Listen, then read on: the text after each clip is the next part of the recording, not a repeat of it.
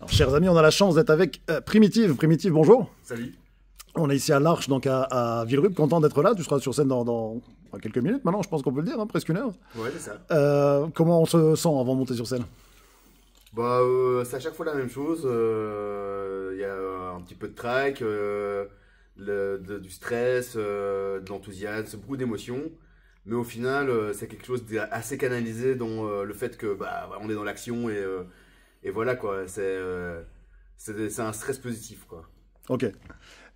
Qu'est-ce qui fait qu'on tombe dans le beatbox? C'est un art très particulier. J'ai compris que tu as commencé ça très jeune, 13-14 ans. Comment est-ce qu'on en arrive là, en fait, et comment on se rend compte qu'on peut faire autant de choses en même temps avec la même bouche? Bah, chaque époque du beatbox est différente. Et moi, à l'époque, c'était le moment où ça commençait à être connu en Europe. Et à ce moment-là, j'étais adolescent et c'était vraiment inconnu au moment où j'ai commencé. Et donc, moi, j'ai adoré parce que ça me permettait à l'époque de pouvoir faire ce que je voulais faire avec des machines. Mais j'avais pas de machine, sachant qu'à l'époque, on parle des années fin des années 90, ça coûtait une fortune. En termes de budget, c'est sûr que la voix, c'est moins, oui. Et donc voilà, moi j'ai trouvé que c'était une discipline qui permettait de faire plein de sons à la fois, parce qu'on peut faire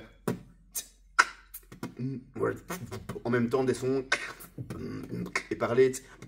Là, je fais une interview et je rappe en même temps et je fais du beat, scratch, funky beat. Donc il y a vraiment cette liberté, je trouve, de spontanéité, d'assembler, et tu peux travailler la musique à beaucoup de niveaux différents. Tu peux la travailler au niveau vraiment de la texture des sons, créer des sons, au niveau de la rythmique, au niveau de la mélodique, au niveau de l'assemblage, et le tout d'une manière totalement autonome. Donc tu n'as besoin de rien. Je trouve que c'est quand même relativement unique, quoi. Tu remplaces le corps comme une machine et un ordinateur, parce qu'il y a quand même... on va dire, une base de contrôle, un processeur qui est fait. C'est pas qu'une machine, quoi. Voilà. Ok. C'est à 2 mètres, c'est vraiment impressionnant. Hein. Je vous confirme en vidéo, c'est top. En plus de ça, je pense que, comment dire, on associe très facilement, parce qu'au début, c'était un peu ça, le beatbox au milieu hip-hop, forcément, le milieu urbain, etc.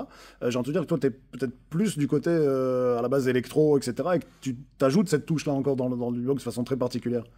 Ouais, en fait, dans beatbox, je suis très polyvalent, mais ça fait très bullshit nation de parler comme ça. Mais non, je suis assez polyvalent, mais à la base, je suis très hip-hop quand même. Oui. Donc j'ai une grosse base hip-hop, mais le truc, c'est que je suis passionné de son et de musique, et donc j'ai été explorer le plus loin possible. Et le truc, c'est que le hip-hop vient quand même de l'électronique aussi, parce qu'on parle de synthétiseurs, on parle de séquenceurs, d'MPC, etc.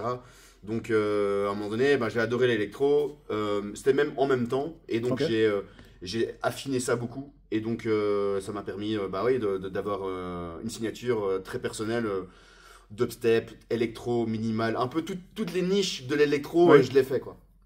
Bah, c'est oui, dans une sorte de découverte du son supplémentaire, du son qu'on n'a pas encore découvert. Exactement. Bah, en tout cas, on le ressent et ça, c'est top. Oh, je rappelle quand même qu'on est en présence du champion de Belgique de beatbox, du vice-champion du monde de beatbox. J'imagine que tu influences forcément beaucoup de petits jeunes derrière. Quel serait le conseil que tu pourrais leur donner pour se lancer là-dedans? Franchement, pas copier les autres, s'écouter et être le plus original possible. Je pense que c'est le meilleur conseil que je peux donner, parce que moi je vois beaucoup de beatboxers qui recopient des trucs qui sont déjà faits, qui investissent beaucoup de travail là-dedans, et à la fin ils font des trucs franchement impressionnants, mais c'est pas eux quoi. Oui. Et donc c'est dommage, parce que au final c'est peu valorisable quoi, dans le sens où à la fin t'es une copie des autres, et le but c'est quand même faire des scènes et d'être créatif, et de comment dire de pouvoir avoir un truc différent et d'avoir son public quoi.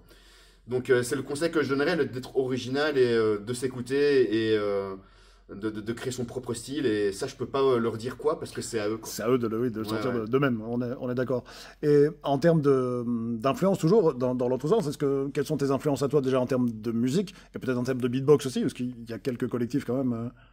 Alors musicalement, moi je suis influencé par le hip-hop old school. Oui. Les gros beats boom bap, des 80, années 90, le trip hop, la drum and bass. Oui. Après il y a la dubstep, la musique électronique. En musique électronique, c'est assez large, mais j'aime beaucoup tout qui groove, house. D'une manière générale, en fait, le funk, la soul, la house, etc.